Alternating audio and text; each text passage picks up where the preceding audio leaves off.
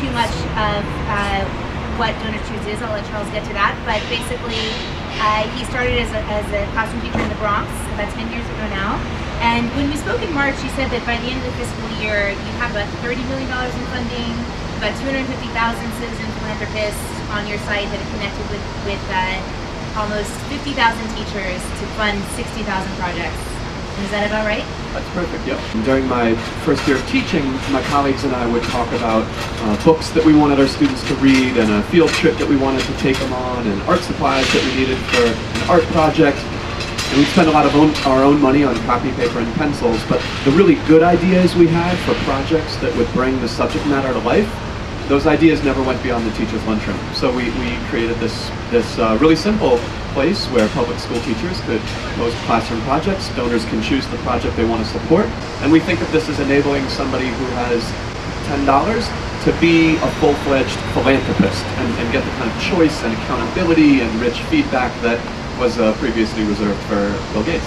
But we've just opened up our data so that people can discover what means there are within our philanthropic marketplace. And the data includes 300,000 classroom project requests posted by 200,000 teachers. The stats that Anya was citing referred to just the last school year, but cumulatively, 300,000 projects, 200,000 teachers, 45,000 schools, 500,000 donors who did 1 million search queries before picking a classroom project, made 1 million donations. All of the information attached to that activity is now open for people to mash up and make discoveries. Even if you don't know how to code, if you simply know how to create a pie chart in Excel, you can still rock out on our data and make discoveries. Our teachers maybe skew a little bit young. Huge number of Teach for America Corps members use our site, charter school teachers, but they don't skew as young as you would think.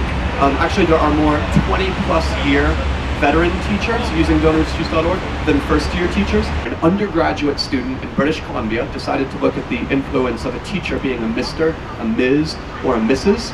Contrary to stereotypes, she found that male teachers are more likely to speak in the first-person plural than a female teacher. So a male teacher on DonorsChoose.org is more likely to speak in the communal, collective sense, we, us, our students, than a female teacher who's more likely to refer to my students and my work in the classroom. I saw in an earlier interview you had mentioned the idea of expanding Donors Choose to also include meetup and volunteer opportunities. Yeah. And I was wondering if you've experimented with that at all. Experimenting with helping teachers and donors to meet up at coffee shops to talk about the struggles and triumphs of public schools in their community. We're experimenting with enabling our donors to become virtual volunteers to help classrooms on our site, and the idea is to focus our mission on engaging the public in public schools. Although we're not looking ourselves to expand to other sectors and countries, we are experimenting with ways to make DonorsChoose.org about more than just giving money. This has been so much fun. I really appreciate it. Thank you so much.